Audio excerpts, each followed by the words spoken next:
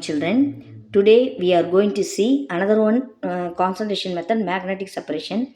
What principle behind in this method is difference in the magnetic properties of the ore and the impurities.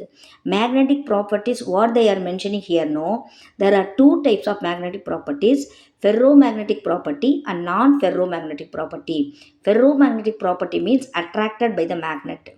Non-ferromagnetic means not attracted by the magnet. Here in your book, what example is given now? Tin stone ore is separated from wolframite. Here tin stone is non-ferromagnetic, wolframite is ferromagnetic. Another one example also given in your book, that is chromite ore. Chromite ore is separated from siliceous impurities.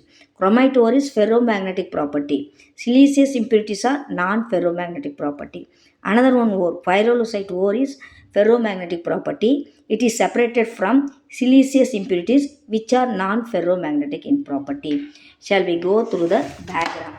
Just if you go through the diagram, here the crushed ore is poured. The crushed ore is poured to an electromagnetic separator which contains two rollers. One is electromagnetic in character, another one is not having magnetic property. Okay, it is these two rollers are run by the roll, that is movable belt.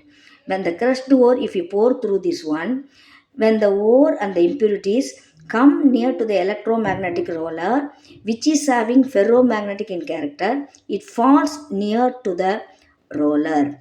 Another one, that is which is not having magnetic property, that is non-ferromagnetic in character, it falls away from the roller. That's all, children. Now you form the flow chart and study. Thank you, children.